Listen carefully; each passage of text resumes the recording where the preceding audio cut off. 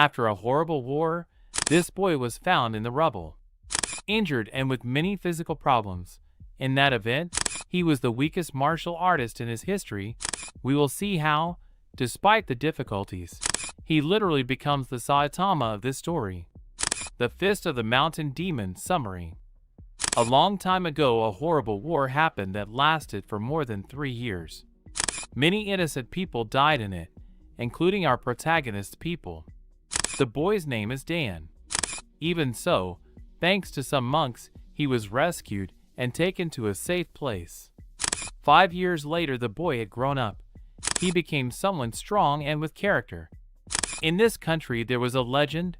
The legend says that the Mount of Jue Mountain can only be climbed by the best martial artists, as long as they are young and have energy.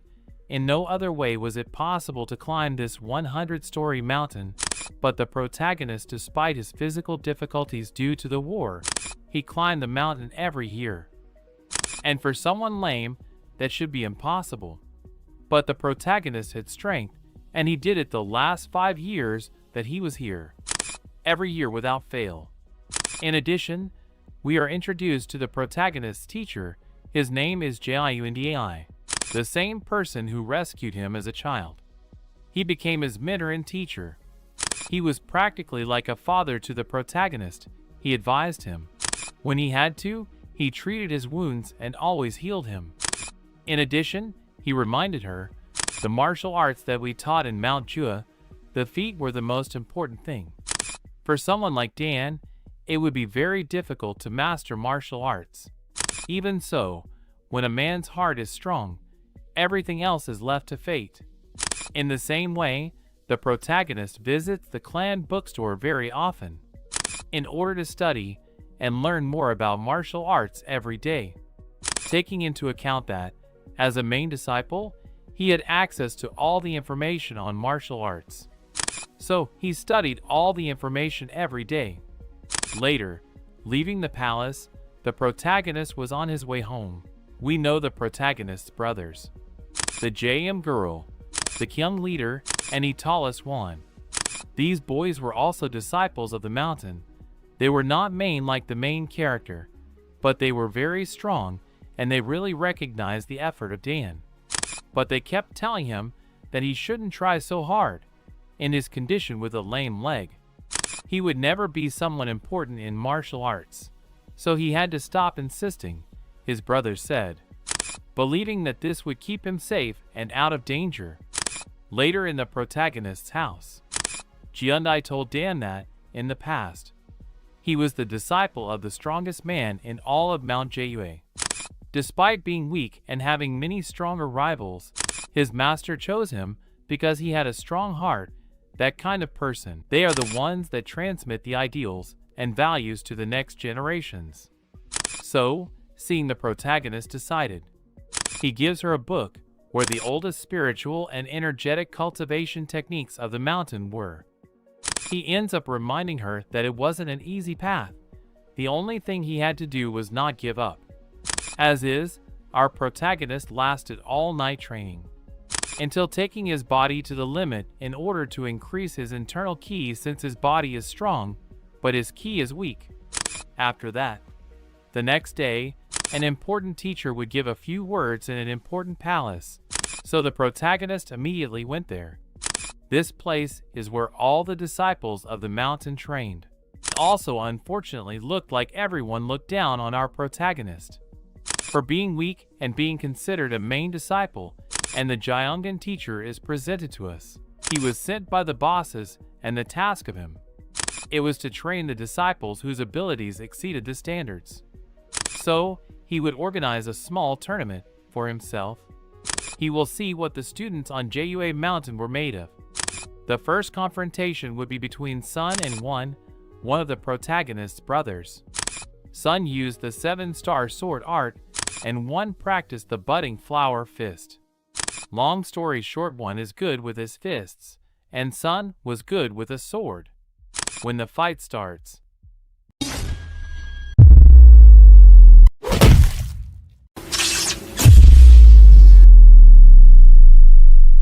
Sun was good with a sword, however, at such a short distance, and fighting with a one wooden sword. He had everything to win. And after the confrontation, the Gyeonggan master recognized the protagonist. He yells at her that he didn't belong here. Then, in the second confrontation, he would be between Jam and Moo. They were both first-class students.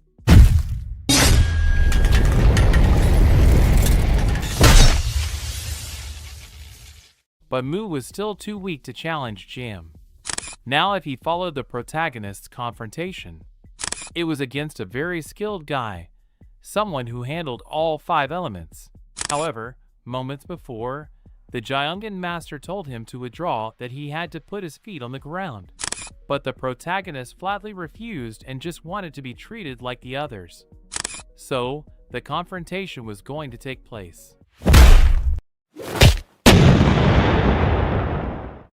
Dan could barely stop the blows. They were too much for him. With his current abilities, he didn't have a chance. From knocking back this guy's 5 punches technique, and even though he parries some of the hits, just the handicap of being lame ends up ending the fight. But the protagonist was obstinate. He still had the strength to continue, and his rival underestimates him, screaming that fighting would only hurt Dan more.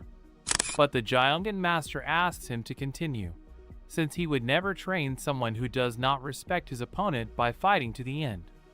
So in anger at having lost the respect of the Gyeonggan master, he takes a wooden stick and uses the art of blossoming the budding flower. This of course shreds the physique of the protagonist. Despite being in that state, he still did not give up, managing to make a surprise counterattack at a close distance. And if it weren't for the fact that the protagonist has no ki, his rival would not have supported the attack. So angry about that hit, he attacks the protagonist with everything he has. Hitting him like that, he definitely ended the fight. A while later, Dan is taken home with his teacher. The boy from the wounds is healed immediately, thus managing to save his life. The next day, in the palace of the chief of the mountain, we are introduced to the leader of all Jua Mountain, Jank Munin. He's talking to Master Gyeonggan. They say that they already had the strongest martial artists in all of the mountains. So the only thing left was to train them properly to restore the glory of the mountain.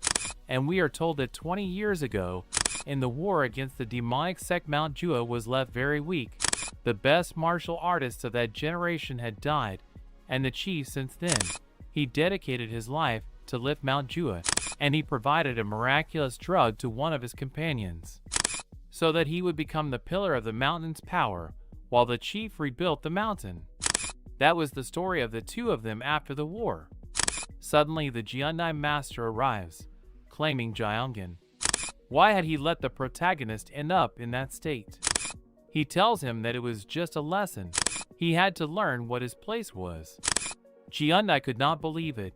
The best swordsman believed that a boy simply because he was lame could not learn martial arts, and the boss also says that it was true. If it had not been for Gyeonggan himself begging him, he would never have let that boy go to the mountain, since in his eyes you could see anger and revenge. Teaching him martial arts would be a disaster for the mountain. But the Gyeonggan teacher leaves very disappointed, thinking and trusting that the protagonist would one day show him that they were extremely wrong.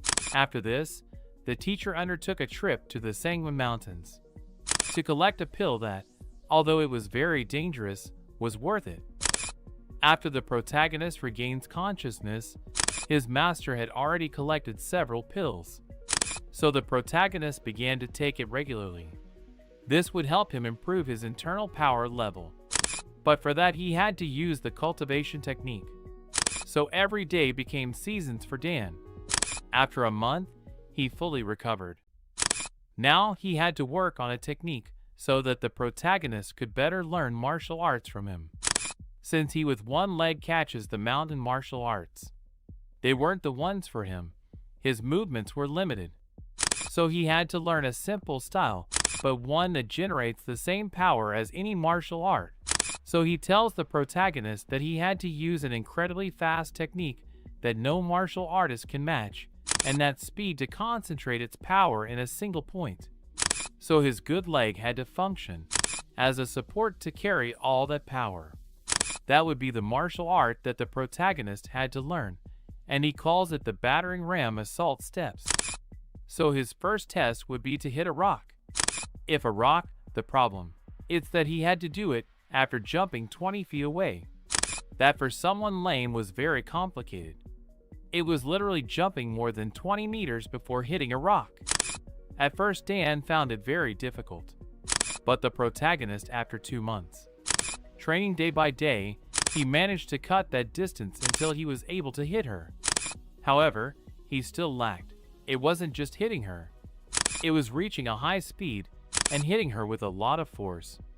On the other hand, that same day a delivery group called Buckrow were returning home after having been in the Western trade, until suddenly they were ambushed by a practitioner of the demonic sect. Then the leader of the group delivered, knowing that he was a practitioner of the demonic sect. They couldn't beat them. He tells this guy that he had to go back and let everyone know what was going on. However, just as he had said, no one survived, they were all killed.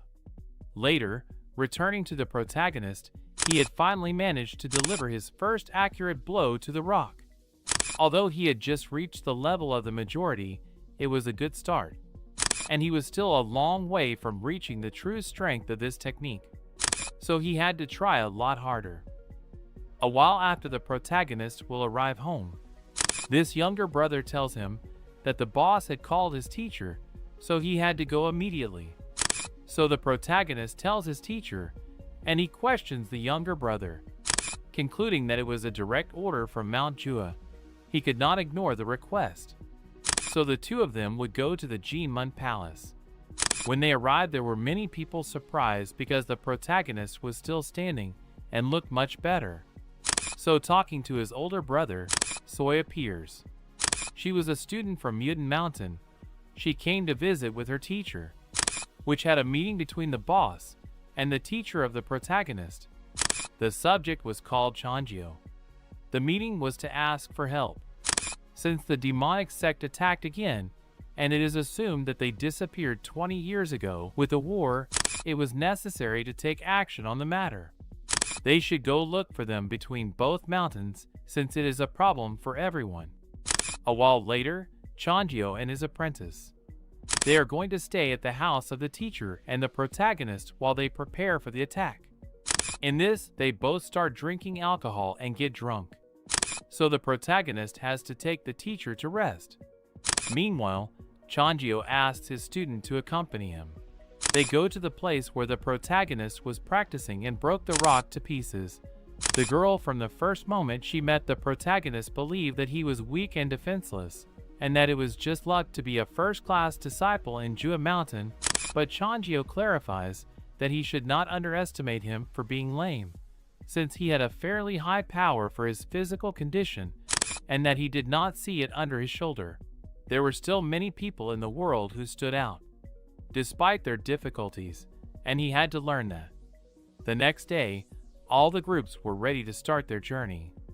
Of course, the protagonist's older brothers would escort the teacher since it was an unknown destination, and it could be quite dangerous.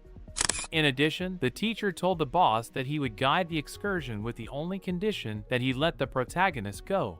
So once everyone is ready, they start the trip to a military base, the city called Qianyang. There were other leaders from other mountains. Everyone was preparing and ready to go into action. There were several of the strongest and most skilled warriors of these mountains gathered with the aim of defeating the rest of the demonic sect. The issue is that the group itself was heading to the Tebe Mountain. Right there in that place is where the protagonist lived as a child, and they were where the remains of his village were. So it was difficult for the protagonist, but he was ready. However, he decides to go ahead, taking a borrowed horse. Despite being the first time riding a horse, he did it without any fear. When he had finally arrived, here were the remains of his village. This brings back many memories to the protagonist, and he swears that he will avenge his village since that day, no one has ever done justice, and he himself will be the one to do it. A little later, everyone started towards the mission, but first they had to take a break. Ian was the boy who escaped from the attack of the sect, and they were supposed to meet him, so Changgyo says that they had to look for him. Meanwhile, the boys can rest in this inn, but even here the protagonist is mocked for being lame and lucky. People continue to treat him badly. The master thinks that the mocking of his disciple is his responsibility. However, the mocking of Dan does not interest him in the slightest, but the teacher tells him that if one day the mountain Jua were to reject him, he did not have to show respect for the mountain. Once he finished his work, he could go outside and explore the world. He tells him that he had no responsibilities to the mountain while he was someone completely free. A while later, Changgyo meets Ian. He tells her what happened. His agency was attacked by the demonic sect. Now they had coordinates to attack. After having arrived over there, the Changgyo master realizes that the enemies were very careful. There was not a single trace of people occupying these mountains. However, the landscape was very dangerous, forcing them to get off their horses and continue on foot. Meanwhile, the older brothers, they would be the ones who would be in charge of the safety of the teacher and the protagonist. Suddenly, while everyone was talking about how they were going to look in battle, suddenly they are attacked, and some did not expect it. In addition, it is revealed to us that this group were the Makyu. They were the ones who attacked Ian and his agency group. Then the battle begins. These guys try to attack the older brother, but he was one of the most skilled on Mount Jua and eliminates them in one hit. In the same way, the Changgyo master, he showed why he was the strongest swordsman in his family. On the other hand, the other leaders from other mountains were also showing off. Suddenly, in front of the younger brothers and the main character, a murderer appears. She attacks them head-on, and I wiped them all out in an instant. She was an elite warrior, so against the second-class younger brothers, she had no problems. Then Dan had to intervene with his piercing fist technique. It makes her back with a single attack. Most people are amazed, everyone, except the warrior. She wielded a level. A fight much bigger than the last rival of the protagonist. This woman uses the fiery fist of twilight. The teacher recognizes the technique. It was common among the participants of the demonic sect. It not only attacks our protagonist, it also tries to hurt the group of the younger brothers. Our protagonist protects them and attacks the assassin. They also wanted to help, but Dan yells at them no, they should stay behind and protect the teacher. He alone would take care of her, since she would never forgive herself if something happened to the teacher. She promises him that after this, he would still be alive. Before resuming the fight, the protagonist asks the murderer, "What are you doing? Why are you attacking this place?" The woman answers that it was the other way around. Her friends found this base, and this was the hell of heaven, where their former leaders lost their lives. It was simply a hideout where they were preparing for the next war, and they continue their fight.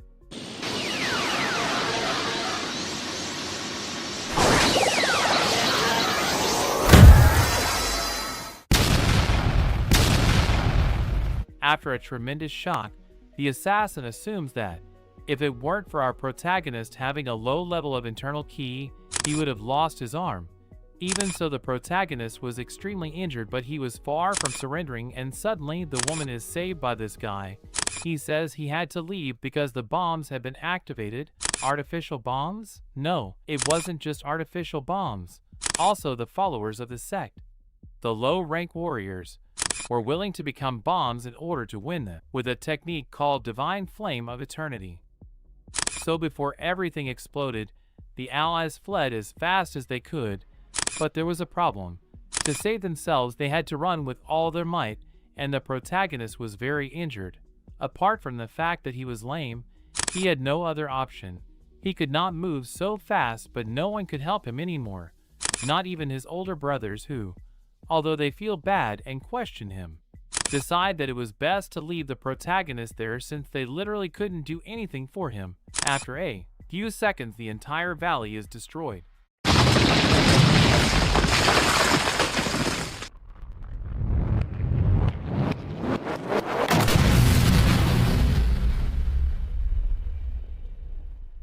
After the harsh explosion, the protagonist was still alive. Despite the fact that he was dying, He had not died, and he still wanted to live because, as I told him, he swore to his teacher that he would stay alive. The Jiundai teacher was saved, but he was devastated by the loss of his disciple. His older brothers were also sad. Well, for them it is more certain that the protagonist had died, and his younger brother remembers that if it had not been for the protagonist, the warrior would have eliminated them. Even so, the teacher still did not lose faith that the protagonist could not die in such an easy way. Under the rubble and all the destruction, our protagonist continued. When he wakes up, he realizes that he is in a dark, sealed place. His only light came from some gems. Then he remembered what the warrior said. They stayed here because this was their home, the hell of heaven. This was where the followers of the demon sect managed to survive 20 years ago. Dan concludes that if they survived here, there could still be water and food. Hurt and injured, he gets up and starts looking, and indeed there were ruins, traces of life, signs of people who lived in this place. There were even key cultivation pills. With this, he would have to stock up until he found a way to get out of here, and he had to stay like that for a long time. It had been a while. He didn't know how much exactly the protagonist had already lost track of time. With a little or nothing, he found animals, hunted, and stayed alive. His days were difficult. He had been eating raw food for years and could not see sunlight. However, they managed to find a hobby. He had already managed to join the caves. Being the hiding place of the demonic sect, there were books and things to distract himself. Among many books, he found battle techniques that the Makio considered useless and left behind. But the protagonist read these books thousands of times. A Demore managed to find a lake of transparent water, full of strange fish that also served as food. A while later, the protagonist goes towards a huge rock. Despite having been in this place for so long, his physical abilities increased exponentially. The complement with all the techniques he memorized, he fused his fighting style with the style of the demonic sect. Between destroying and destroying, testing his skills, suddenly poisonous ants appeared. Despite using his techniques against these bugs, it was no use, nothing. He eliminated hundreds and even thousands, but there were millions everywhere. He had no choice but to run when he came across these bugs, and most likely it is that where the ants slept was the closest place to the surface, where he could try to break the rocks to get out of this cavern. However, being naked, it was impossible to go through there. He still needed something to learn. The poison was very powerful.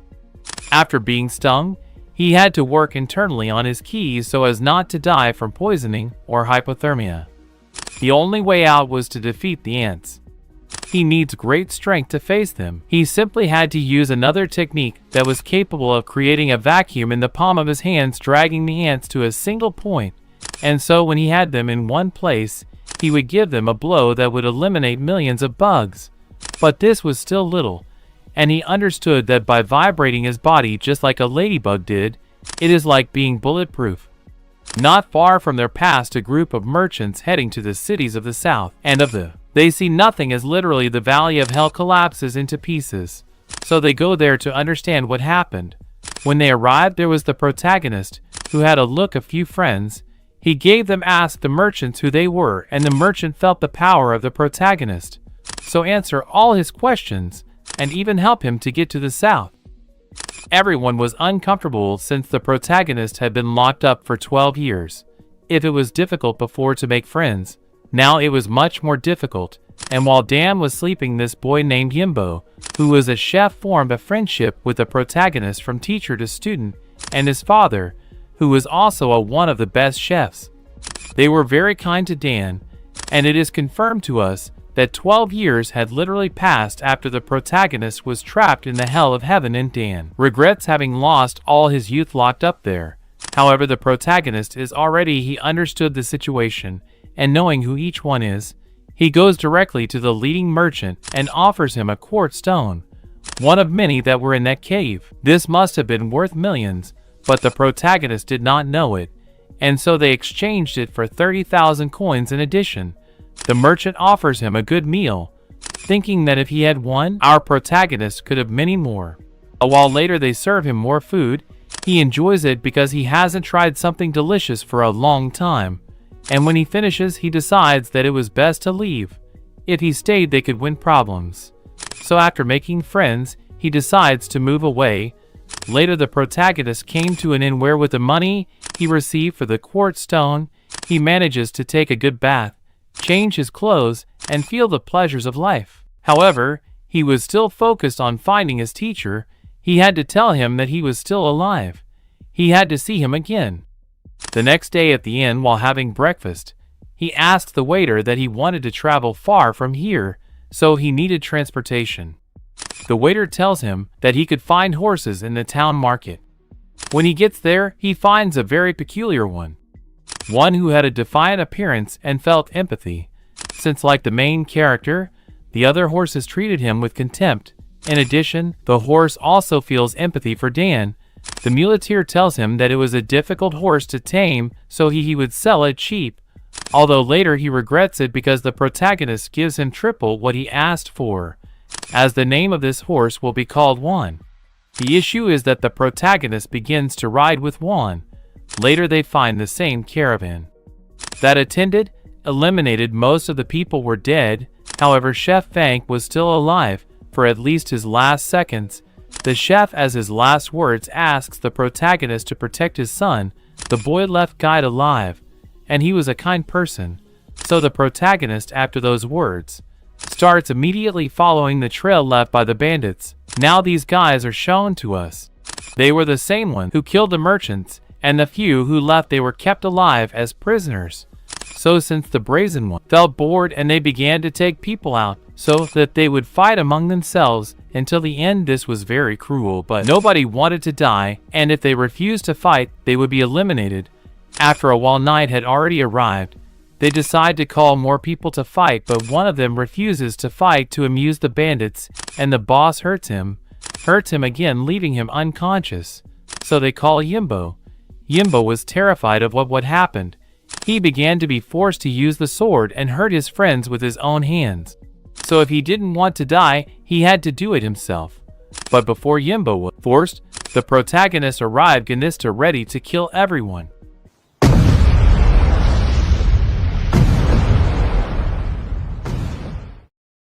The anger and fury that the protagonist had was so noticeable that the bandits did not approach him. Like a demon one that nobody wanted to face.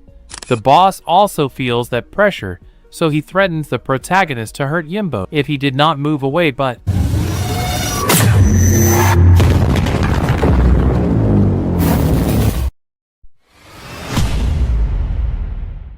after seeing the power of the protagonist, the bandits did not want to continue fighting. But they think that by gathering forces, they can against the protagonist. However, increasing the number of bandits was useless. They were all being eliminated, so they tried to apologize. However, Dan reminds them that they weren't merciful either. So regardless of what they said, the protagonist decides to eliminate. Everyone would receive what they deserved. He would have no mercy.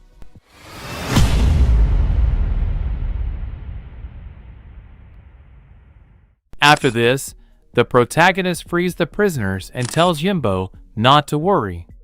From now on she would go with him everywhere and be like his older brother. Everyone was very grateful that they did not have such a bitter end. Later, this person, whom we will call Cute Eyes, arrived at the bandits' camp. After seeing how they eliminated one of their groups, he said that they should look for the culprit whatever the price. On the other hand, the protagonist and Yimbo advanced a few mountains to the north, while enjoying a delicious soup. So Yimbo takes advantage of the fact that the protagonist was happy.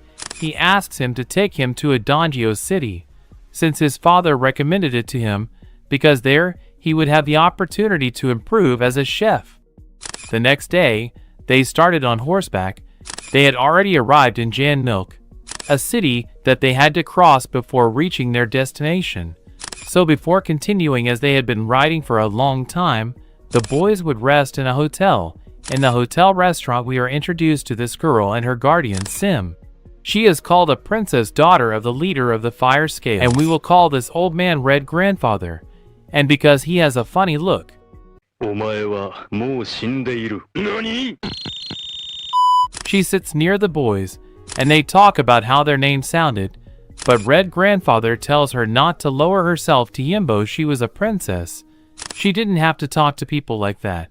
During the night in the inn stable, the protagonist, while caressing one Red Grandfather, arrives to question him. Since despite being poor, he had a very good physique and his instincts told him that he was dangerous. However, when he noticed that he was lame, he was surprised, and he automatically stopped suspecting the protagonist, but he advises her to forget what had happened since it was for the good of both of them. The next day, the protagonist and Yimbo were already leaving, and on the way the protagonist suspiciously found the deceased of other merchants. Automatically, he thinks it was a trap because they had been tortured and left them on the road for them. So the protagonist told him, he tells Yimbo, that before continuing he had to do something, and if it was a cute eyes trap. Although he couldn't believe that only the main character could against all the bandits, he was terrified, but he definitely wanted to hurt the main character. So he main understanding in a way that is not explained to us, leaves Yimbo in a safe place, and goes to face them hand in hand.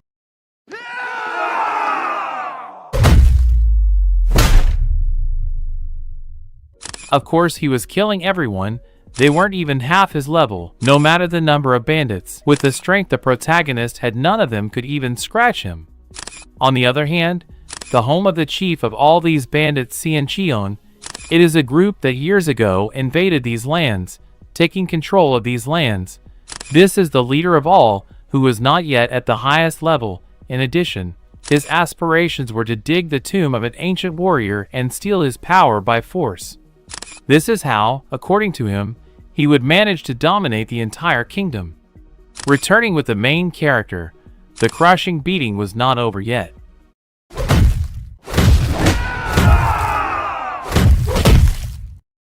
When all fall before the strength of the protagonist.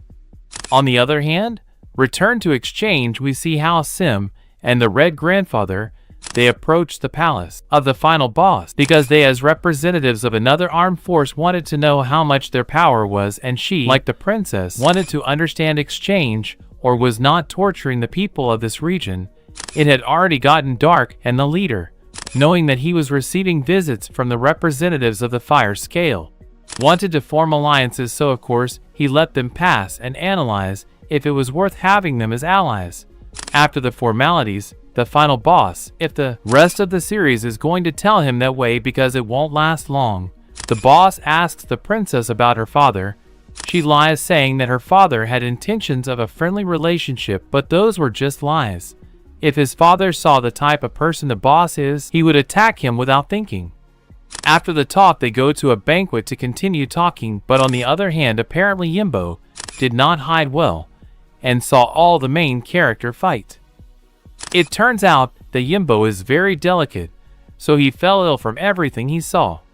However, thanks to a farmer who took care of them at his ranch, they found a place to stay and where they could treat Yimbo. The protagonist was thinking that he could transfer some of his ki, but his ki is dark and very powerful that could hurt him even more. So he starts to meditate with Juan, and the farmer listens to him and tells him that there was no doctor nearby, but that he could hunt a giant fish called the monster with a red scale, since its vitality could cure anything. So Dan flies off with Juan to the place that the farmer had told him, and once he finds it, the protagonist makes sure that this monster really existed.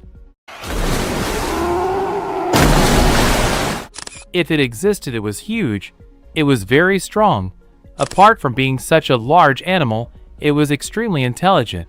So he would only get an opportunity if the fish fell into his trap and he failed to catch it. It would not appear a second time to call his attention. Needed the same scent with which she had made him leave a few hours before. Blood. Back in Changio, the final boss was contemplating a very powerful ancient weapon of an ancient warrior, very powerful, and the boss wanted to master its power. He found this weapon after many years of digging, and it supposedly cut anything, so it was very close to become invincible. The assistant boss quickly arrives, telling him what happened with Cute Eyes. They were all eliminated. The boss gets angry and puts a price on the protagonist. So he decides to send his deadliest assassins, they called themselves the Troop of Blood Scales, and regardless of the princess, they would use everything necessary to capture the protagonist. Returning with Dan, he finally had the fish literally face to face, and using a spear made of wood, he managed to hunt it down. A while later, after preparing the medicine, Yimbo had already recovered. Well, apparently the fish was very good. Returning to the Sanchin Temple, Sim and Red Grandfather were already planning how to move because the leader of this place was definitely a criminal and had to pay. So they had to return to the Red Scale leader to attack immediately before more people got hurt. These subjects already had orders to immobilize the princess. But they are surprised by the Red Grandfather. So they escape and head to this huge mountain where they had kidnapped and forced many innocent people. Since according to the final boss, there was a box here that had all the power of an ancient warrior, they see how all those people were being hurt. They are surprised by the final boss. Sim tells him all the truths about him, and that he would pay for this unforgivable crime. And yes, even if it cost him everything he had, he would return to his father. But the final boss wouldn't let them escape so easily. However, the grandfather wouldn't let them hurt the princess. Back at the farm, one had had a night of passion, turning this stable into one of the best breeds. This is how a celebration begins. Yimbo began to cook for all the people who lived there. With his cooking skills, he made people very happy. That's what his father had told him. So while this boy thanked the protagonist for the horses, he also explained to us that the ones from Manhwa were always the best in a horse competition, and also a competition of the best Chinese martial artist promises. So with a little curiosity, Dan questions if perhaps his master still represented Manhwa. But this guy didn't know much about the Jiandai master, and the protagonist starts to really wonder what happened to the master. On the other hand, Sim, even though she had left the Red Grandpa behind, he stayed behind so she could escape. Still, these guys and some dogs were chasing her. She got hurt too, and this guy, the final boss's advisor, says they should catch the girl, because if he managed to go with the leader of the Red Scales, they would be attacked immediately, and his troops still did not have the strength to face him. Then they remember that there was a ranch near them. When Sim arrives at this ranch, it turns out that it was the same ranch where the protagonist and Yimbo were, but she had no idea about that. She tried to take a horse to escape from her. However, this farmer sees her and yells at her that she was a thief. So they all get together and won't let her escape. Although she tries to explain that it doesn't matter what she had to do.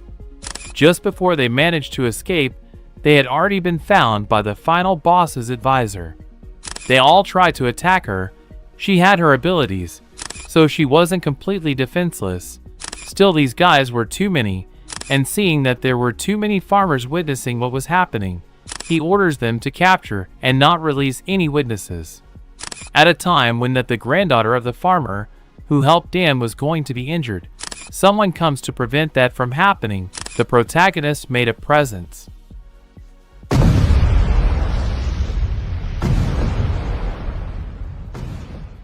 Everyone felt how dangerous she was.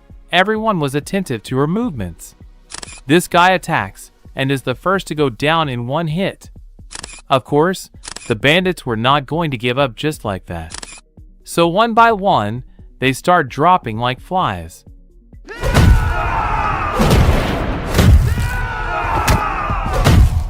Hit after hit, all the bandits were knocked down, and before finishing, the final boss advisor, he tells all the information he had about the final boss. Sim steps in and explains that she couldn't let the guy go. They hurt a lot of people for her selfish purpose. Then the protagonist understands that these guys were to blame for all those merchants being eliminated. And before the advisor makes his last effort to escape, the protagonist catches him in the air and crushes him to the ground. Everyone is shocked by this whole situation. It is normal since they are not warriors, but simple farmers. Dan slaps Sim. It was for having brought all the bandits to the ranch. She tries to apologize, but the protagonist tells her that saving lives by sacrificing lives is equal to nothing. You should apologize to the farmers on this ranch, not to him. Now the boys had to leave.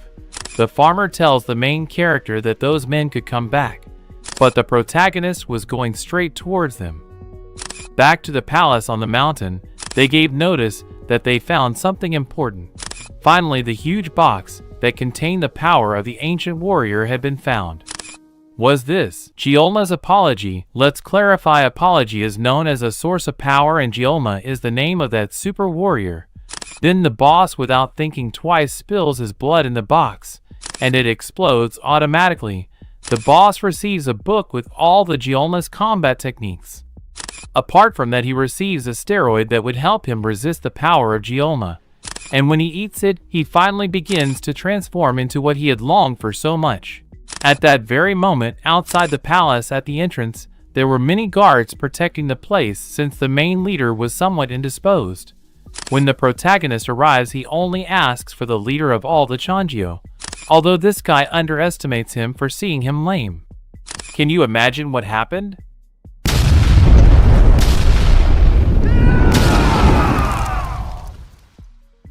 The protagonist forces his way in, and despite being barely beaten by many guards, and they all attack directly against him, even hitting him with his swords. Not even the strongest steel was a match for the protagonist's fists. Each and every one of them fell victim to the devil's fist. After a while, one of the last soldiers tells the protagonist that the boss was on the mountain.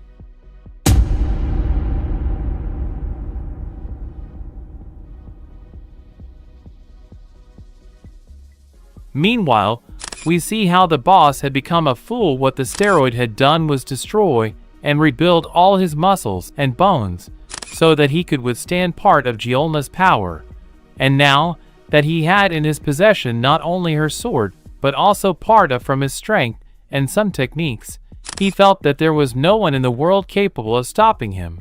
So to release so much energy, they would go to the mountain where the prisoners were sent. After all, he can't leave witnesses. Returning with the protagonist, when he was leaving the palace, the former hitmen mentioned by the final boss arrived. They were called the Horrors of the Desert, and although this guy did not know who the protagonist was, he was not stupid. He felt the power that the protagonist emanated, so they take it very seriously by making a formation from which, according to them, no one had ever escaped.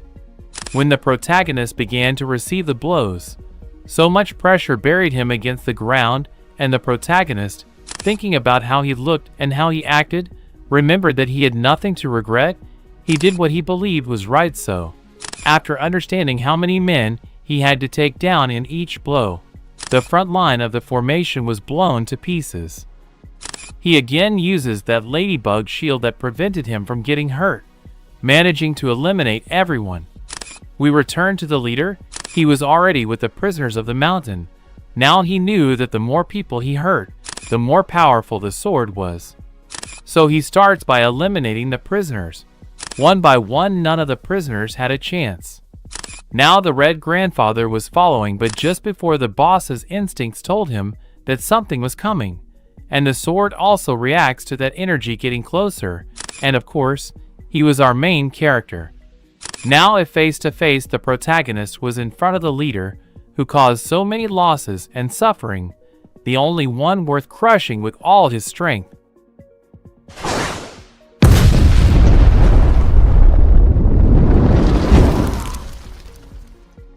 Meanwhile, outside, the red-scaled army was approaching. This was the leader of the army and father of Sim, Shinzo. He was determined to kill the final boss.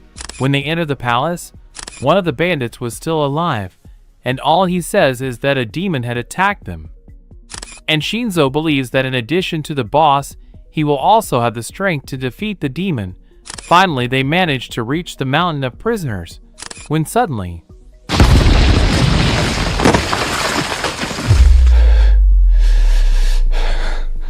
the final boss wasn't having a good time because his sword wasn't even up to the protagonist's fists. So he gathers a lot of energy, attacking head-on with all that power. The protagonist didn't take big damage because he didn't take the hits directly. He surrounded them with a ki as strong as armor. This, added to the enormous strength he possesses, generated tremendous power that even created sound vibrations for the protagonist to control at will and stun the boss. He again takes his enemy in the air and uses his technique, the sky that hit the earth, an ability that he unconsciously developed when he was trying to escape from the cave, thus ending the fight.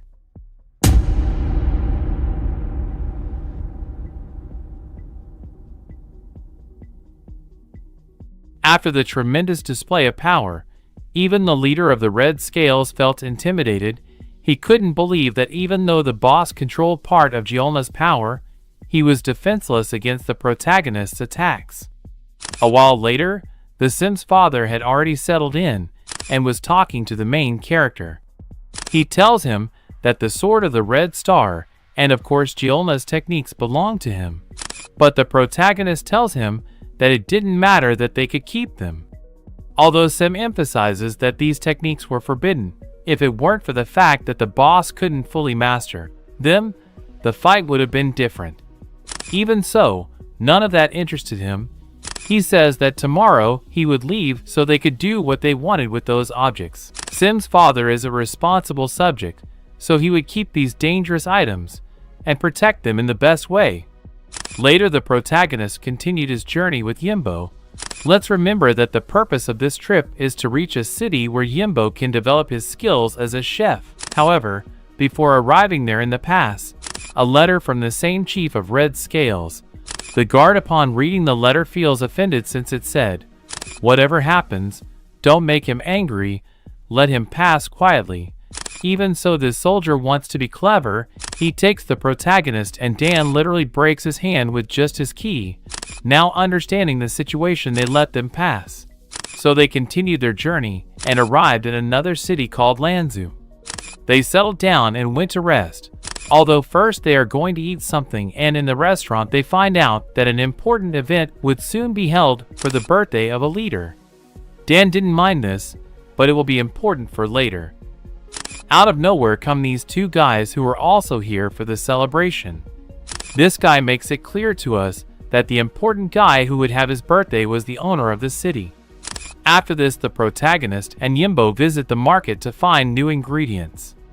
Coincidentally, Yimbo arrives at this restaurant and sees a grandmother struggling with the flour. Yimbo helps her with the flour and also helps her prepare the food, cooking some delicious spaghetti. There was a chef right there. The subject would be the leader of the kitchen that would prepare all the food for the party. Seeing how good Yimbo was at cooking, he offers to work on his team. Yimbo accepts because it was a good opportunity, but on the condition that he brings his older brother. Later, as Dan reflects with Juan, he is interrupted by this guy we'll call Horse-Stalker.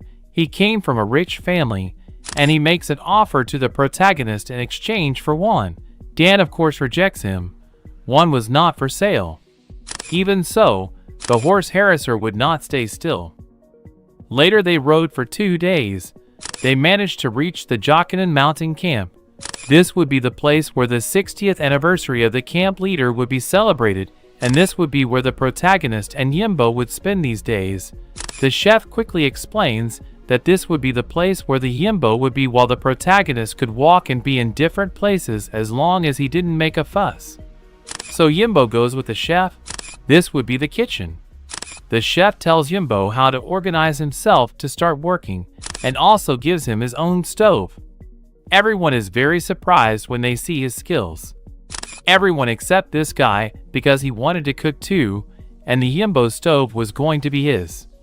Now we're going to the square where most of the people were.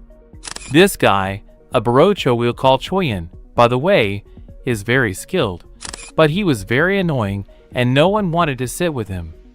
The protagonist sees it and decides to give it a try. The drunk offers the protagonist a drink, but he rejects it.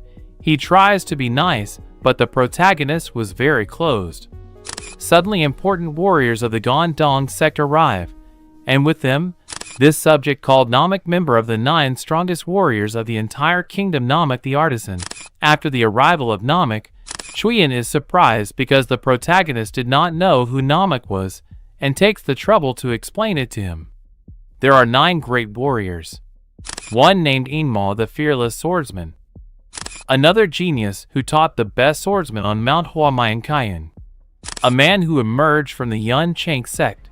Pioneer, a member with Simbu, and a warrior from the Chian Sung Chong Ankh sect. This guy, who looks like Saitama, also belonged. In addition to this flower girl of the vast ocean, not least Kailan Jan his and last. Namak, the craftsman of heaven. Also, as an interesting fact, Chuyin adds that Namak was the most powerful of all in terms of ki, because the elders of his sect gave him all his power. Even so, the rank did not matter. They all had the same strength to fight the tough battles. Suddenly, Namak approaches Chuyin and scolds him for being drunk. He must respect his title as the Drunken Cloud Dragon, a former leader who led a troop against the demon sect. However, Namak only greeted him because he knew his strength, but he didn't like him at all, so he left. After the awkward conversation, Chuyin asks the lead if he wanted to be friends with him. The protagonist asks him if he is not ashamed to walk with someone who has a lame leg. Chuyin tells him that it does not matter. We all live with different types of physical or mental disabilities, referring to selfishness, laziness, indifference, and so many difficulties that can have a person, not just physical. On the other hand, Yimbo showed why he was a genius and why the chef had chosen him. He had managed to save them a lot of work. It was a great day. After finishing the shift, it was dark. He remembered the protagonist and wanted to prepare something for him. So he went to the kitchen. But when he arrives, he realizes that Een was trying to cook. So Yimbo takes on the task of explaining and teaching him how he should treat fire, how to feel fire. Everything his father taught him. I wanted to show this boy. On the other hand, the protagonist was going towards one, but the horse stalker tried to greet him. The protagonist ignored him completely. It angers him and almost causes a fight that is interrupted, but he swears that he would get revenge. On the other hand, the main celebration was already taking place, and as a special event, he wanted to raffle off an ancient sword with a challenge that looked like a ninja warrior challenge. And it seems to the protagonist that the challenge was completely stupid, and he goes to see Juan. When he arrives, we see that Juan was injured. Someone had messed with the wrong horse. On the other hand, a little far from there, we see how the horse stalker and his friends drank, bragging about their status in their respective clans. Suddenly, the protagonist arrives, and he confronts him without turning the matter around. At first, he denies it, but in the end, he admits it. He was the one who hurt one. Apart from that, he tries to attack Dan, but Dan puts him to sleep in one fell swoop. However, the boy's friends would get in the way. This guy is a Namak apprentice. He says that being a friend of the horse bully, he didn't want to sit still watching how they hurt him. He tries to hit using his technique, but Dan stops the blow, and the impact between them breaks the guy's arm. With a single slap, he takes him out of the fight. The subject stays on the floor and tells Dan that this time he was losing a battle, but that one day he would return for his revenge, and Dan leaves telling him that he would be expecting. Later, the boy got a cast and Namak found out about it. Despite the fact that the boy tells his teacher that this was a fight between two and that he did not have to get involved, Namak, being his teacher, feels that it is his obligation to protect his apprentice. Meanwhile, Yimbo was sitting with the protagonist enjoying his food. When this guy named Yukian suddenly arrives, he was the one who won the ultimate challenge of the celebration and wanted to challenge the protagonist to find out what he was capable of. When the protagonist comes out, this guy who is a friend of the horse stalker accuses him of what the protagonist did, but Dan only speaks with his fists. Seeing this, the other warriors rushed at the protagonist. However, one by one I finished them all off. The guy who won the challenge manages to land a blow, but the protagonist breaks the sword and ends up eliminating him with this. Before the protagonist continued, the owner of the camp arrived. Listen, he felt a little scared because he had never seen such a strong man, but he says that, regardless of the reason, killing inside the field has consequences. He promises the protagonist that he will get a fair trial if he is caught. But the protagonist tells him to shut up, tells him that he was nobody anymore, he was just a poor old man tied to the past, and before continuing with the humiliation, Namek arrives. He talks to the protagonist telling him that he was the teacher of the boy he hurt. However, despite being right, he did not give her the right to hurt others. Namek repeats what Listen said: if Dan allows himself to be imprisoned, he would have a fair trial. The protagonist flatly refuses. Then Namek proposes to fight him, and if he won, he would take him to his clan to punish him properly, but if the protagonist won, it would be as if nothing will happen, and he asks Listen for permission to fight. And Namek prepares to attack. First, he uses concentrated thunder breath, which spreads a large amount of energy throughout the area. The protagonist manages to block not only his blow, but also his knee. We must remember that Namek is one of the strongest in the entire kingdom. That is, the protagonist is very powerful. Now that Dan saw what Namek was capable of, he uses his support technique, hitting with all his might. Namek felt how his fist hit something very hard. The protagonist is also surprised. It is the first time that his blow has been definitively blocked. He was someone difficult to defeat. Then Dan remembered how bored he felt for not having a good fight. Namek was angry. He analyzes that the protagonist's attack was powerful because he went in a straight line, so he dodges it, and so he could counterattack. But the protagonist was strong enough to change the direction of his attack in a second. Namek is stunned, but also manages to dodge it. He understands that if he can't defeat him in one hit, he would be in trouble, so Namek uses a forbidden technique from his sect to attack the protagonist with multiple blows highly charged with energy. Even so, the protagonist uses the ladybug technique again and blocks the attacks, counterattacking with a crushing fist, finally managing to hit Namek directly. This for Namek was a complete insult.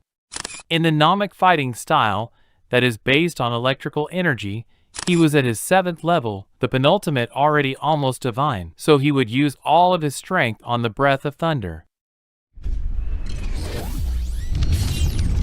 Then a lot of thunder explodes when he attacks the protagonist, but by making his body vibrate, Dan prevents the thunder from hitting him directly. Already with a Namek without knowing what to do, the protagonist makes an opening in his defense and returns the accumulated power in a single blow.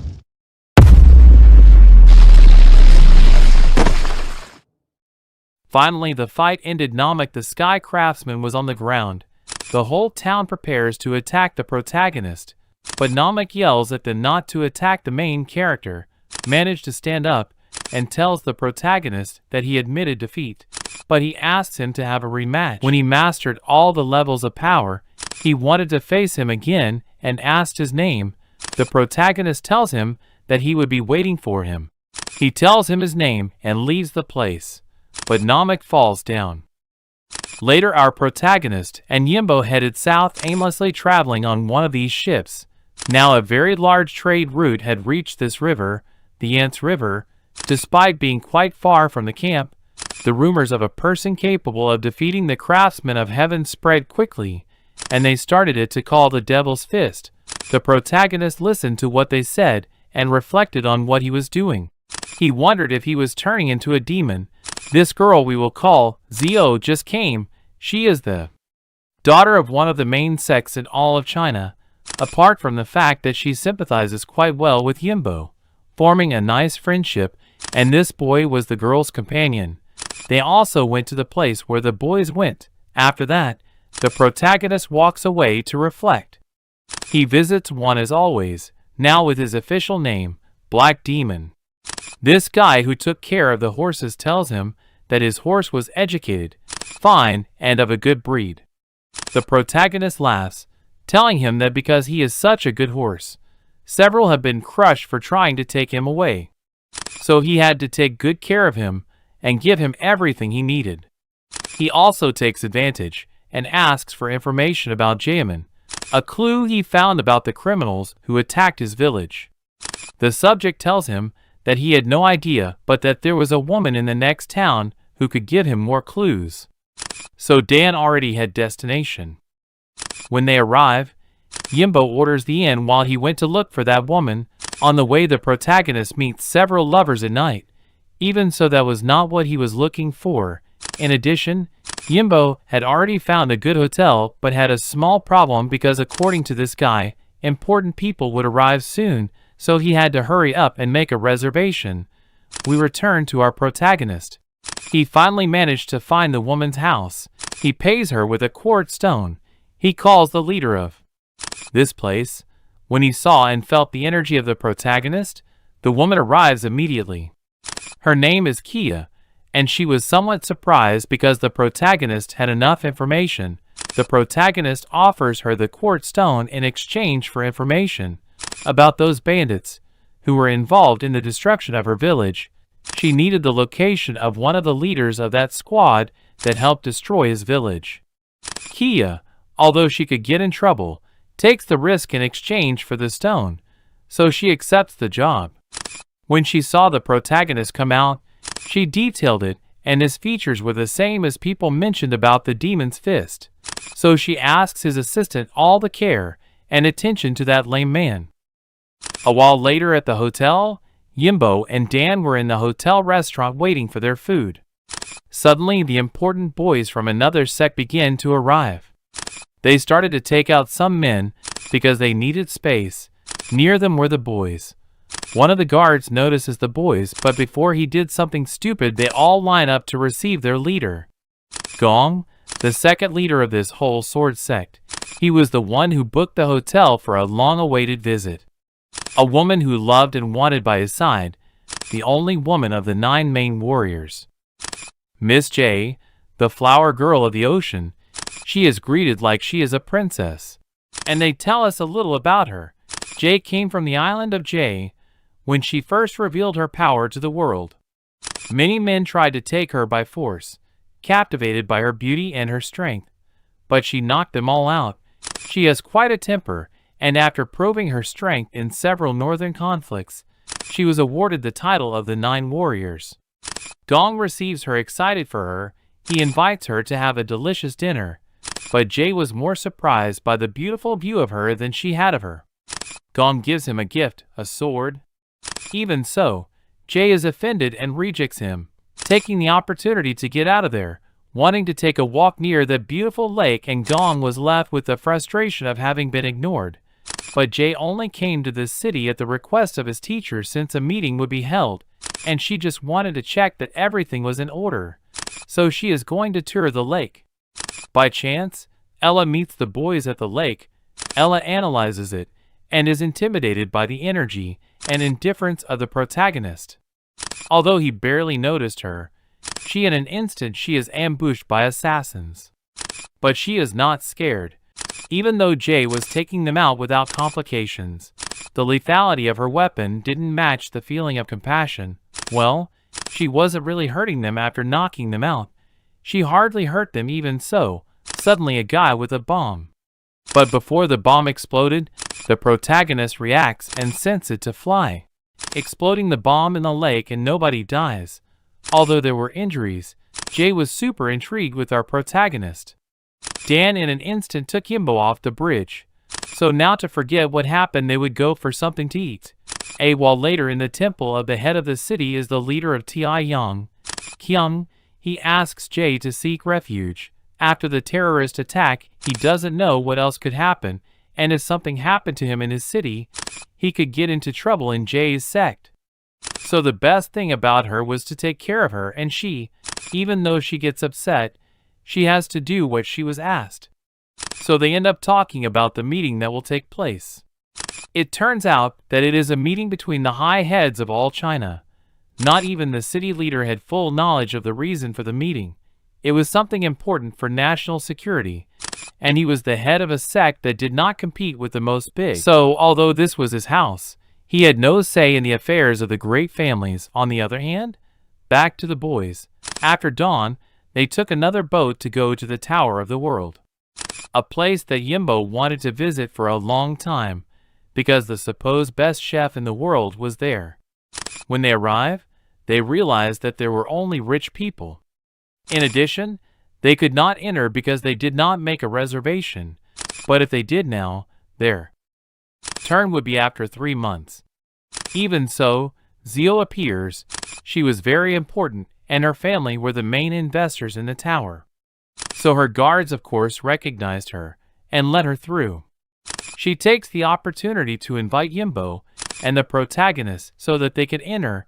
Once they entered, they went up to the main room. There was the supposed best chef in the world. Yak, it was this guy, and that's what we're going to call him? The thing is that Zoe didn't know much about dishes, and she told Yimbo to advise her, and in the end they asked for the richest thing in the restaurant. When he came back with the prepared food, the chef brings some boiled fish dumplings and the gold thread with 5 dragons. Yimbo is fascinated by food and Zio also likes food, but the chef was surprised by the protagonist. That he ate and didn't express anything like he was drinking water. So Yak thinks that the protagonist had no taste for good food. Precisely one of the dishes prepared by the Yimbo chef had already cooked for Zio, and she says out loud that the Yimbo dish was much better than the one in this restaurant. The chef listens to them and offends him, so he questions what she said. But Dan interrupts saying that he wasn't hungry anymore because the food was ugly. The chef annoys him for saying what he thought and messes with the main character. Suddenly Zoe's uncle Zinwa appears. He works as a representative in this family tower, and he was like the chief of staff who controls the order. So he questions the protagonist with a high and disrespectful tone, ordering him to repent and recognize the innate talent of the chef and his good service. The protagonist tells him what he thinks. Zinwa says he would not use force because his niece was here, but they are expelled from the place, and this guard puts his hand on the protagonist's shoulder to force him out. The boy receives an energy shock from the protagonist's ki. The guard next to him attacks, but Dan breaks him into pieces with a single blow. Zinwa feels the strength that the protagonist has, analyzes it, and identifies it as the demon's fist. It is assumed that the demon's fist was not a fictional story. So, knowing who he is before and what he is capable of, he apologizes to the protagonist, but Dan tells him that he should apologize to the children, because if it weren't for them, the protagonist would have destroyed this place. Yimbo leaves with the protagonist, and Zinwa thanks Zoe for literally saving them all from certain death. Leaving there on the boat back to the city, Yimbo asks the protagonist why he hurt people. Was it necessary? Yimbo asks. He replies that he had to do it that way because people don't believe in something until they feel it for themselves. Zoe's uncle was a narcissist, an opportunist, someone who thinks he's strong against the weak, but is actually weak against the strong. So even though it wasn't the perfect method, it was the only method so that this type of person wouldn't feel above the others. We already arrived at the inn, and Yimbo fell asleep from exhaustion. The protagonist notices a mail that had arrived, reads it, and understands what he had to do. The protagonist started on his horse. In the message, Kia wrote that a group of bandits near the city had relations with a leader who was looking for the protagonist, and there he could find more information to find that subject. Then the protagonist goes to this village where a man who claimed to be a member of the Black Tigers was. Then the protagonist leaves his horse and begins to search for answers. Now we see this guy in a betting house after losing everything. He started asking for more money to recover the lost. The leader plays along because he knew the guy was a mercenary. The protagonist appears out of nowhere. When the owner of the house sees him, he feels disgusted because he saw him lame. So he orders this big guy to get the protagonist out of the place. But the protagonist was not in the mood, and he knocks him down with a single hit. Since for now, they didn't want to talk, then I would speak in the same language as them. The leader understands that he was no match for the protagonist, so he talks to him politely. The protagonist asks about the Black Tigers. This guy was the one who knew about them, The protagonist remembers him and tells him that they hadn't seen each other in a long time. Of course, he didn't remember, but Dan had therapy to make him remember. It leaves him on the verge of death. As soon as he could speak, the protagonist tells him if he did not remember how they destroyed his village and how they eliminated his family. Now the subject remembered the protagonist, but before saying anything, the protagonist breaks his fingers from the hand. He tells her that he would hurt him bit by bit until he had nothing else to break. Before Dan lands a crushing blow on him, subject says that the protagonist's sister might still be alive. Danga, the protagonist's only sister, a little girl who was always with her older brother. Although she thought that she was dead, she might still be alive. So Dan takes off with his horse at full speed towards the place where he found the track. Another clan that had relations with the Black Tigers, and where he was able to find information about his sister. The journey took the protagonist 4 days, but he was already here. We are now in Mount Jing, one of the 5 great families of the empire. Coming here and causing trouble would unleash a lot of enemies for the protagonist, but he didn't care as long as he could find his sister. He would do whatever it took. The protagonist starts asking about the leader, who was this guy, the owner and leader of this little town. Out of nowhere, the protagonist throws a man smashing the door. He enters and asks how the Black Tigers have been. Do you remember me? Well, it doesn't matter, soon you'll remember me. Meanwhile, at the hotel, Yimbo was cooking with Zoe so that she would feel good. Besides, she had a special guest, so she asked Yimbo to prepare something to eat. She was a sister, but I think she's more of a sister in word, but not in blood. And from what I understood, she was the daughter of the Greenwood Bandits. Later, I will tell you what the group consists of. His name was Gio. So Jimbo prepares a delicious dish for them, and the guest confirms that she had never eaten something so delicious. Although she had disappeared from their group since she was very protected, but no one had noticed because everyone was very busy, and it is explained to us that the kingdom is not only divided by the 9 great sects and the 5 great families. One should also talk about the Green Forest, which in other words were thieves, but their number exceeded 10,000 members. They were forest bandits. They controlled, as their name says, the Green Forest. This person, Yuan Kion, had led them since she was 13 years old, and she was his daughter. Then Zoe remembers that Yimbo was accompanied by Dan and asks where Dan's brother was. But Yimbo didn't have much idea since the main character left since Kyo had sent him that message and had already been gone for several days. On the other hand, we are introduced to the Mount Jing sect. His power had decreased enough to keep up with the 5 big sects, and this was their leader, a very loud guy who didn't know how to conserve resources. But out of nowhere, this guy comes reporting what had happened in Onga Jak, the city where the protagonist had arrived, because he had finished with everything, and this guy, as leader of the Jing sect, had no intention of letting it happen, and regardless of what he was doing, he called his best men to go to that city and finish with the protagonist. When they arrived, all that was left of that city was chaos, death, and destruction. There were only 2 people alive. Kyo could barely breathe, the main character who was still standing. Kyo had told him that no matter what happened he would not hurt him, since the sect of Mount Jing would be furious. But the protagonist was not. He did not care about that. If he did not have information about his sister, it was not worth it. The protagonist asks the leader of the sect if he knew Akio, but he tells him that he should not interfere in the affairs of others. But the leader felt that they were threatening the Mount Jing sect. So for that alone, the protagonist had to be eliminated, since not even the leader of the 9 sects could tell him such a thing. They all attack, and although they were all elite guards trained by the Jing sect, none were as good as the protagonist's fists. They were 100 members of elite warriors.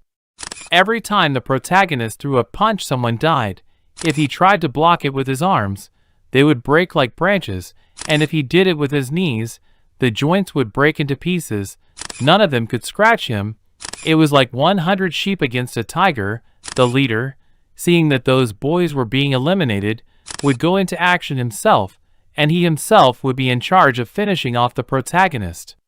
Even though his sword was the purifying blade, even though he had a good level, and used force lightning techniques to cut through a single rock in one move, he had no chance against the protagonist's fists. The protagonist realizes that the sword had no desire to hurt him. The sword was simply not in sync with its owner, so for the leader's worst situation, that wouldn't end very well. The sect leader's resistance was shattered. However, he didn't want to give up, and once the protagonist wrapped his body with ki, he shattered the sword with the protagonist's destroying hand, after which he landed 3 hits in the same place against the leader. One destroyed all of his bones, the second pulverized his internal organs, and the third made his heart burst. Thus was a sect leader removed from Mount Jing for the first time in many years. The other boys wanted to avenge his teacher. They knew they didn't have a shred of chance, but they didn't want to leave without giving their lives for him. Even so, the one who stayed with the highest rank understood that it was smart to retire, and that it was not worth giving his life for something that would not work. So he asks the protagonist if he would let them go, and he says yes. Of course, he would let them go, and Mount Jing needed smart guys like him. Although the boy is surprised because he himself had told them that they were going to come back for revenge, and the protagonist still lets them go and tells them that his name was Dan, a lonely homeless man. After this, a rumor spread in the province of Junan province to clarify is where the protagonist and Yimbo were already staying, also where the meeting of the great sects was going to be seen. Rumors had already begun that the same person who had defeated Namak was the same person who had wiped out the entire sect of Mount Jing, a ruthless person who viewed anyone who crossed his path as prey, the bloody star of Xinjiang, but many named him as the demon of the fist. This is how the protagonist began to become famous. Returning from the other side in the sword sect, in the palace of the sword sect, we are introduced to 2 people. This old man, the eldest of the Nanwang family. Talking to the leader of the city, he tells him that he could not give him information about the meeting, but that the most important people in the entire kingdom were going to meet. So under his authority, he had to keep quiet, and the leader could not do nothing. Literally every family, including the guy in charge, had the power to destroy the entire city. I just had to put my head down and wait to see what happened. Not far from there, the Naman clan leader and his Nanganzan protege were hearing about the legend of the protagonist since they had arrived. There were just rumors that there was a very strong guy who was making disasters. I introduced them because they were going to be important in the story. Well, important, not important, but they are going to have some participation, so once and for all I present them all in the story. On the other hand, in The Inn of the West Wind, Yimbo was thoughtful. 5 days had already passed, and the main character had not arrived. Suddenly the girl Zoe is accompanied by the cook who believed himself to be the best in the world, and this guy came to supposedly give Yimbo the offer of his life. He wanted Yimbo to be his apprentice, since he had shown incredible skills, and had chosen him to be the next head of that kitchen. Yimbo of course felt incredible. He believed that it had all been because of his talent. Even so, talking to So, they deduced that So's uncle had realized how strong the protagonist was. So possibly the offer to Yimbo was simply a way to get closer to the protagonist, and Yimbo loses motivation.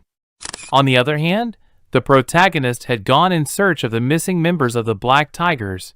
He had already made several visits, and had already finished with the last guy who gave him information. So he immediately goes to the port with Juan to take a drink, boat and return with Yimbo. While he is on the boat, he meets Chuyen. The protagonist asks Chuyen where he was going. He tells her where the best in the world were. He was going to a meeting between the most important figures in the entire kingdom, and although he did not know the details, it would be something very important. So he must go representing the sect of 1,000 battles, and the protagonist begins to think that if the sects came, there would probably be people coming from Mount Jua too, and Chuyen tells her that her fame has spread quite a bit. Some called her the Bloody Star of Xinjiang, and others called her the Fist Demon. So now, he was the most famous person in the whole province, and at that time, there was a disturbance on the ship. There was a guy who was causing trouble. Zhang Este was part of the lineage of an important clan, and since he went too far against a boy, apart from yelling insults at everyone's mother, Chuyan literally gets bored of that, and goes to face him directly. He asks him that he had to apologize to everyone, since that type of insults were already very heavy. Of course, Yang refuses and tells him that he didn't have to, but Chuyan tells him that even if she didn't like him, that's how the world worked, and that's how he would make it happen. John, of course, he couldn't sit still. According to him, his pride was at stake, so he was not going to apologize and decided to attack Chuyan. But Chuyan was the drunken cloud dragon, one of the strongest warriors, who was in the battle against the demon sect, and using his 8 divine fists technique, he dislocated Yang's arm and sent him to sleep, hitting the weak points of the body. His brother, this guy here who was watching from afar, tells him that even though Yun is wrong, he can't leave it like that. So they had to go elsewhere to fight. And so they do. The pair of clowns are going to fight elsewhere, and Yun's younger sister also goes after them, chasing them. But the author of this fight gives it very little importance, because they didn't even show us this battle. So we left it there, back to the West Wind Inn. Dan finally managed to get back to Jimbo and explain to him what had happened with the boss in the kitchen. So the protagonist tells him that he should think about his future, that his opinion was the most important thing. What would be your decision? Take that place next to the chef and become the chef you love so much? Or continue risking his life? She could just go after him. Yimbo refutes that she wanted to follow him wherever he went. The protagonist respects her decision, so Yimbo, to welcome him, prepares him something to eat. The next day, let's remember that the most important families and strongest warriors from all over the kingdom were arriving, including Jay's master, Gun. This was the elder of Jay's sect. He immediately appears with Nan Gong, since Gun would be in charge of Gong's protection, just like his apprentice, Nam Gun Su, and Jay falls into account for the only reason that all the families and the great sects could gather in one place was because of the alliance of Murim, a power formed among the entire empire built exclusively to defeat the demonic sect. On the other hand, returning after so long to Mount Jua, Jiangan had become the master of the new generation who would represent the ultimate strength of Mount Jua, and one of the protagonist's older brothers had become the pillar of Mount Jua. But now they had to prove to the world that they were the most powerful. They were to put Mount Jua on top of the entire kingdom. And here we see another of the protagonist's older brothers. I honestly don't remember the name of either of them. But even so, they are insignificant in the story, more so they become familiar with the protagonist. So I'm just going to put this jumpsuit, Julio, and the black-haired Roberto. We are shown how Julio had become the teacher of the second generation, and this reminds them of the protagonist, since the protagonist was from the second generation. So if he were still alive today, he would have also become a teacher. And he was ashamed because he thinks it was his fault that the protagonist had ended up that way, because despite the fact that Roberto told him that it was very dangerous, Julio did not listen to him. And when Roberto wanted to save him, Julio refused for the good of both. So during all this time, he had never forgotten it. We managed to see the teacher's cabin, which according to Julio and Roberto, a long time ago, the teacher had moved away from Monte Jua and had not been seen again. Returning to the offices of Jamin, the protagonist had brought Kia another quartz stone as payment for him to find Zhou Yong. That was the name of the leader of the Black Tigers. But Kia did not want the quartz stone as payment. She wanted the protagonist to give them a hand when they asked for it, because the 9 most powerful families in the entire kingdom were going to meet, and with Jamin's current strength, they might not be able to control all that. So that was the only thing that asked as payment for her help when she did needed, and the protagonist of course accepts. Leaving the office, he meets Gio. She apparently feels very nervous about the protagonist, and is quite intrigued by the way he walks, dresses, and the look that the protagonist had. However, they don't really exchange words and contribute nothing to the story. But she is found by the bodyguard, Jujank, which she had escaped from, this guy from her security guard, and everyone to see how huge and big it was of hers. Apart from the fact that she had an axe that looked like a person, they run away, and she tells him that it was precisely for that reason that she didn't like hanging out with him. Returning to the West Wind Inn, the main character in the canteen place had met Choyin, and the main character asks him what had happened in the fight, but Choyin takes it humorously. In addition, the protagonist emphasizes that Choyin had told him that he was going to go to the river. Choyin confirms that he had already gone a long time ago. He had already seen everything he had to do. Plus, he had seen the Chansu sect, and they were very rare to see. Then Yimbo arrives and interrupts them, and Choyin, knowing that Yimbo was also a friend of the protagonist, understands that Yimbo was also his friend, and they agree that Yimbo would make them dinner. Then So arrives, and in a few words, they get acquainted, and they become friends with each other. Back to the river, in the new boats that were arriving with more people from new sects. Those from Mount Jua were already coming, represented by this old man, the master black warrior, accompanied by his disciple, the elder sister of the main character, Hanzo. Honestly, I know I'll forget that name, so we're going to call her Julia. In a conversation she has with her teacher, she understands that the protagonist was never recognized. Returning to the West Wind Choyin, So, Jimbo, and the protagonist having organized a small meal where he displayed his culinary skills, but it was actually lousy. The important thing was that everyone was having a great time, and out of nowhere So's father, the clan leader, appears. This one appears with John, with Jimbo, and with all. Apparently the guy is a good flea. The protagonist also half introduces himself, but when the daughter tells him that he was from the Xinjiang province, and if he called him the demon of the fist, then he still began to tremble, since everyone knew what had happened to him, what he stood for, and what he had done. But Choi Young tells him not to worry.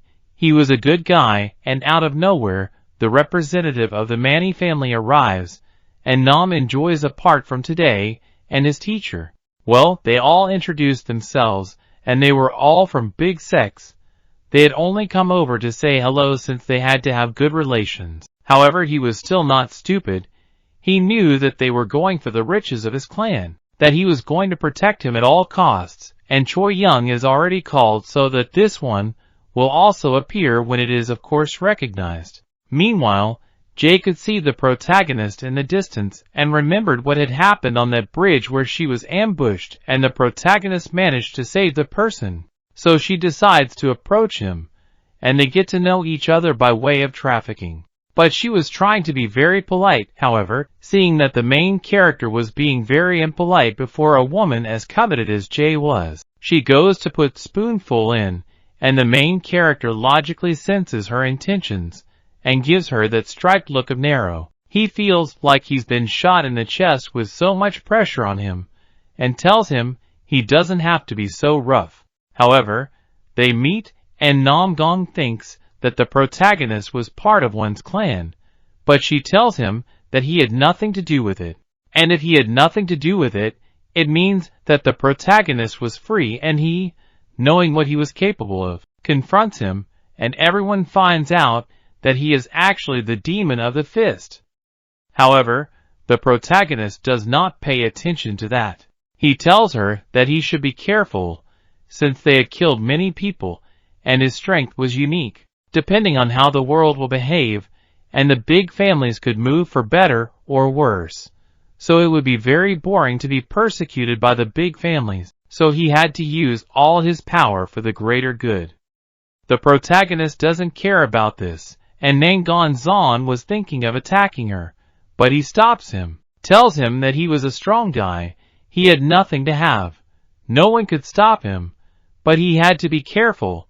The world could change quickly, and no one he can predict it. So saying this, he still tells him to please come with him, and they leave the place telepathically. He told his apprentice to keep an eye on the protagonist, since he could use him for the future, and with that said, those who remained felt in great care since there were many things at stake. However, the protagonist breaks the ice, something he never does, and asks Jimbo to please prepare something to eat for everyone.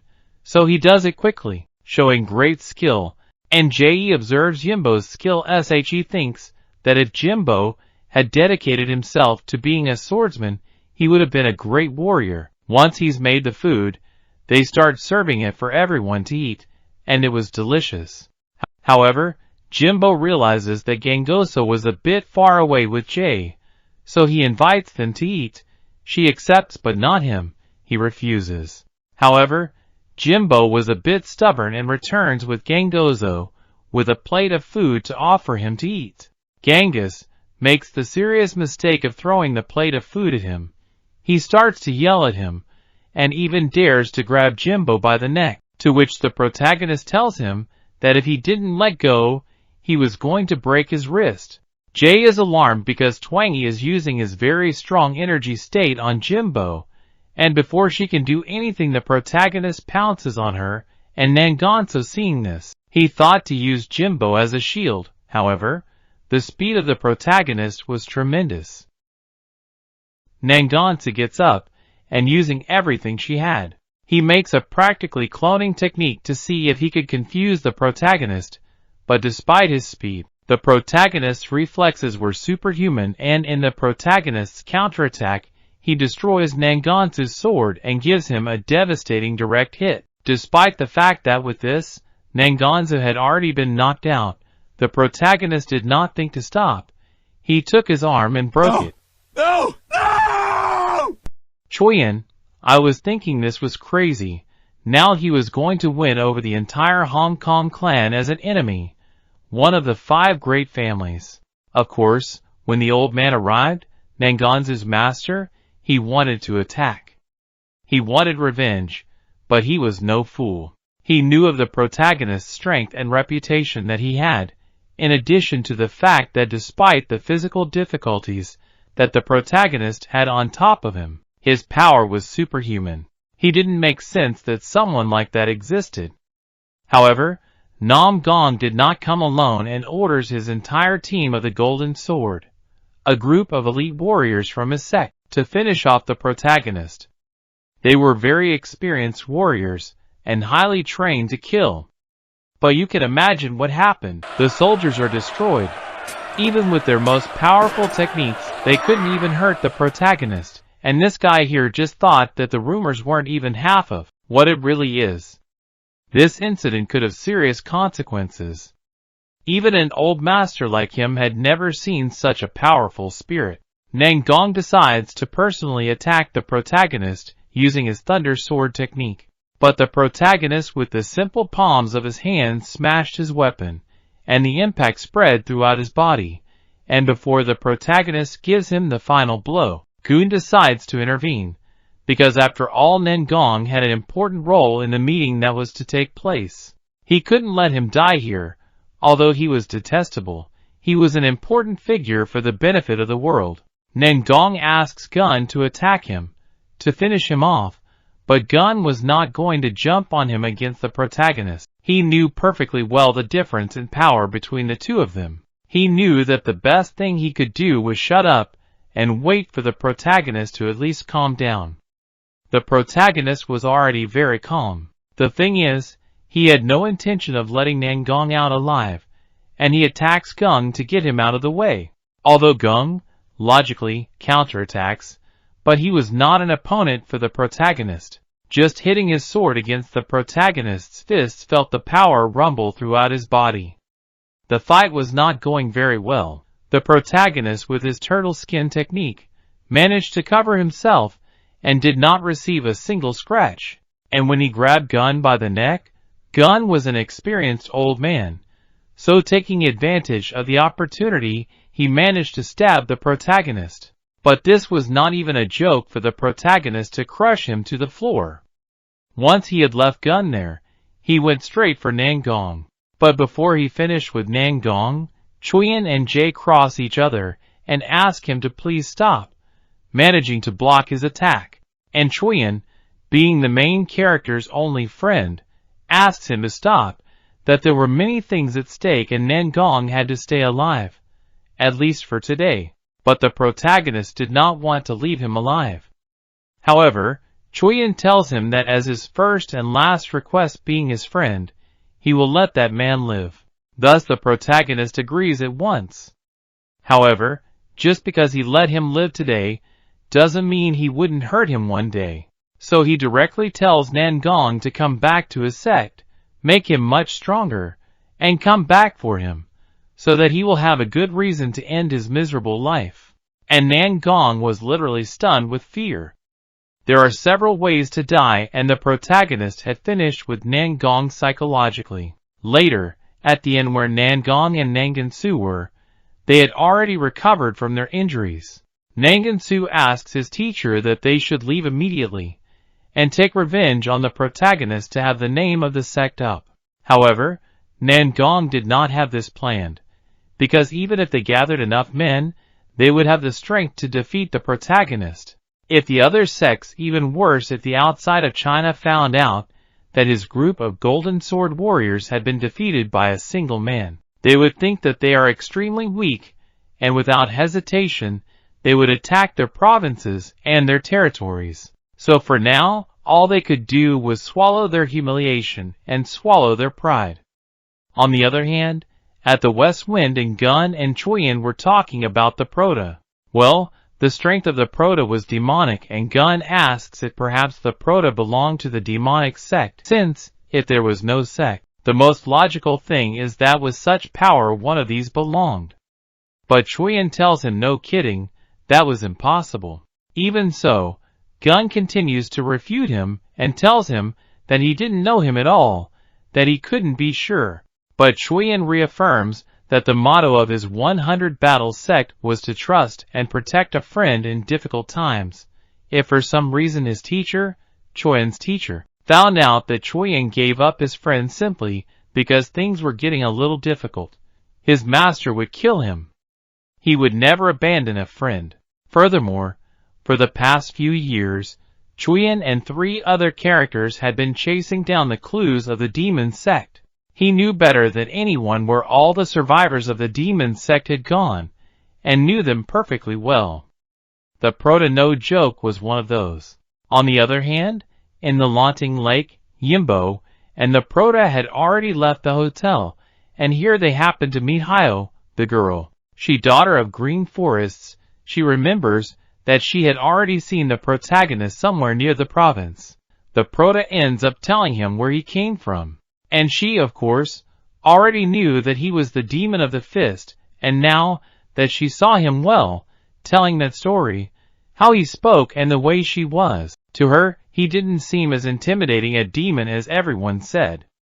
On the other hand, at the dock of the province, the representatives of Manhwa, Julia, and the old representative, who we are going to call him Ernesto, had already arrived, and this boy is also introduced to us. His name is Myung.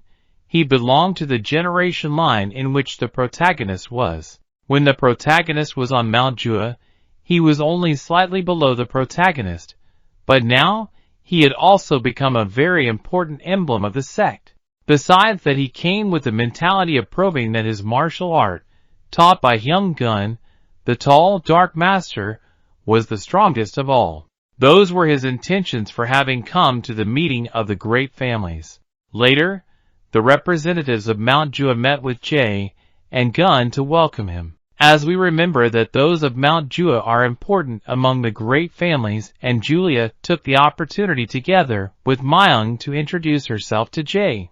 Meanwhile, Myung was analyzing Jay, since she was one of the strongest and most important, so if she faced her and managed to defeat her, it could also be a great show of strength for Mount Jua towards the other sects and families. On the other hand, not very far from the province, representatives of the Mount Feng sect were already riding on horseback, and their leader Feng Mu. They would also be part of the meeting.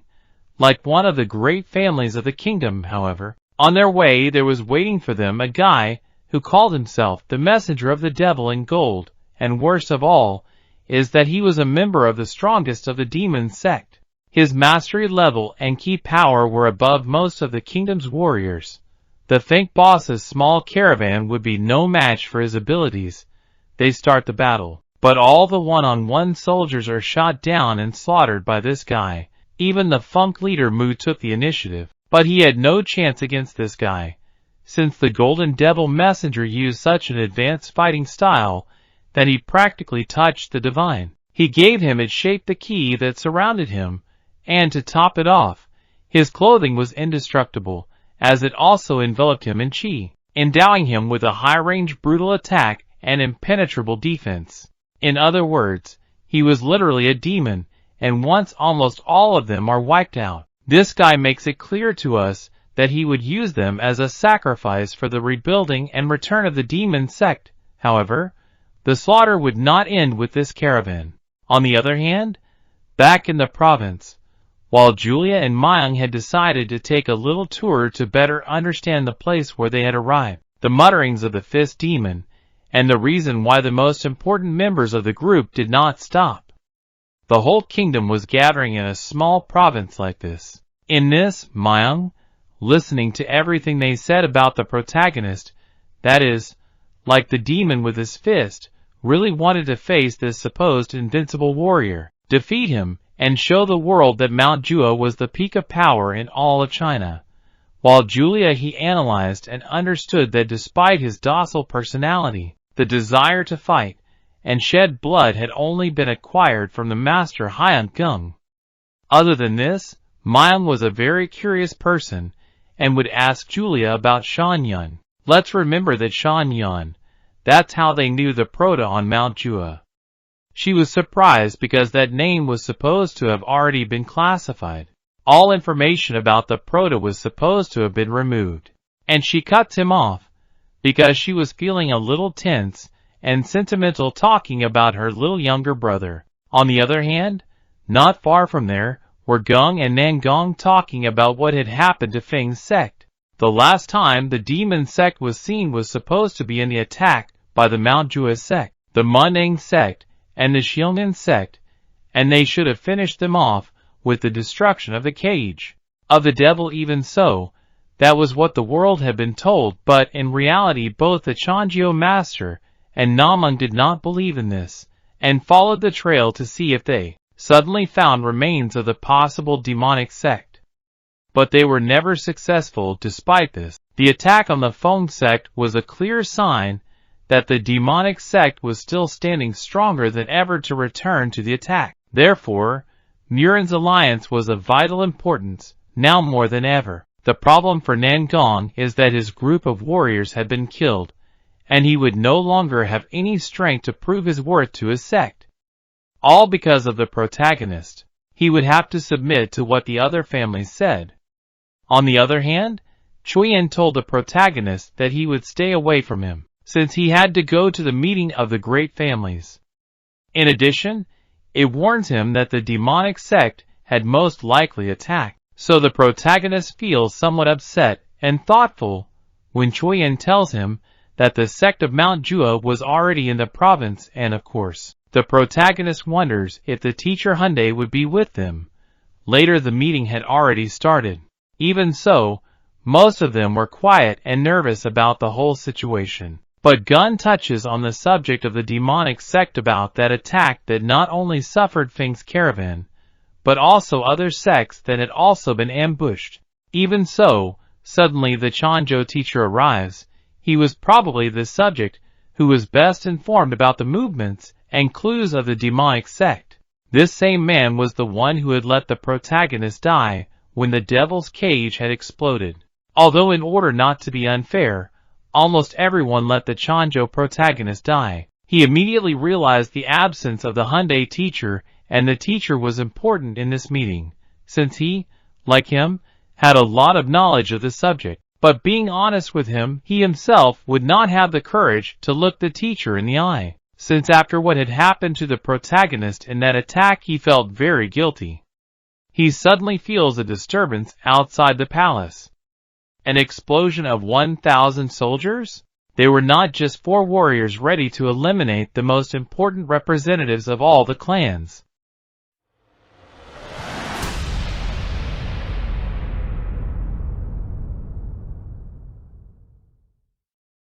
These were the demon sect. Immediately all the allies come out in front of the palace ready to confront the demonic sect, and we see several that we had already met in the attack on the devil's cage. But now they called themselves the 3 kings of the underworld who served this person, the devil's messenger. A cult leader led the first attack. Even so, for the messenger of the devil they were just like flies, and using the fortified key technique, he tears them to pieces. Chanjo would face the messenger of the devil. Also Myung would join the battle equally Choyin, he would take his role in this fight. But the devil's messenger had not come to this place with only 3 subjects.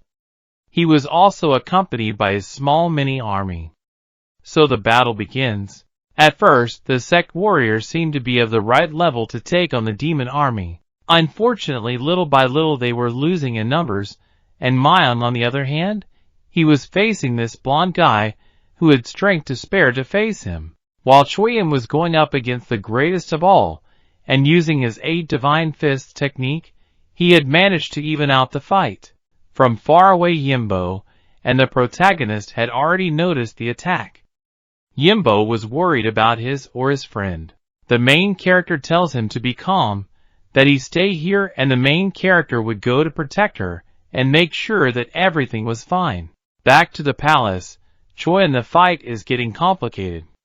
He had finally managed to defeat the big guy who accompanied the devil's messenger. Even so, the other guys didn't stop arriving, and worst of all, the Zeal girl and her dad are being cornered by the enemy. At this rate she would be in danger. Even Master Chanjio could not drive back the devil's messenger. Let's remember that the teacher is the best swordsman in his sect. For that reason he is the leader. But he was not being a match for the messenger, and even worse, the teacher was already quite old. A fight of this level for his body, sooner or later, it would start to lose strength and resistance. So he was being cornered little by little. Yet suddenly, all is silent. The overwhelming presence of the protagonist had arrived. The devil's messenger felt the power of the protagonist.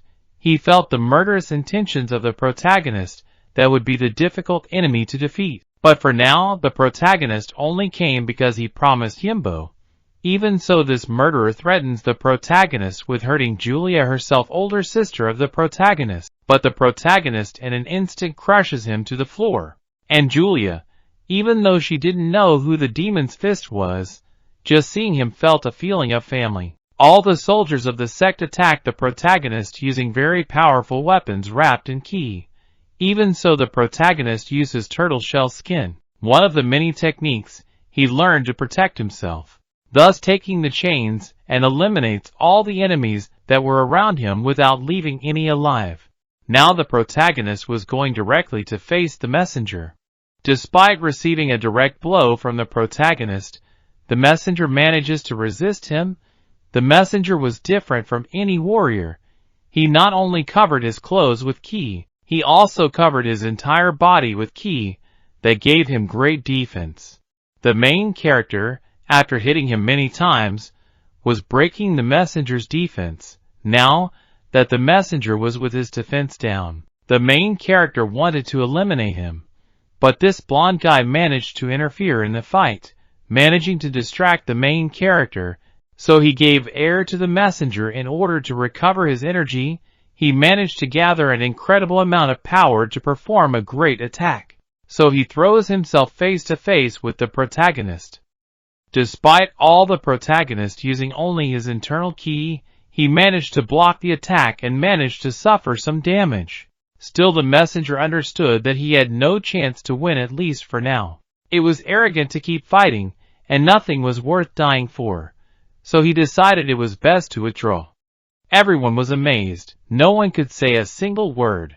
The demon's fist was real, and the worst thing is that his stories do not come close to the true power of the protagonist. And Julia was surprised. Her little younger brother was still alive. But the representative of Manhwa, Ernesto, as I called him, He asks the protagonist why he had not returned if he was still alive and belonged to Manhwa. Why did he never return? But the protagonist replies that he did not have to return to that place, the place where all those who had abandoned him in the devil's cage were. In addition, he did not belong to Manhwa. The only thing that linked him to that place was the presence of the Hyundai teacher, and with that said the protagonist approaches Zoe, and they leave the palace.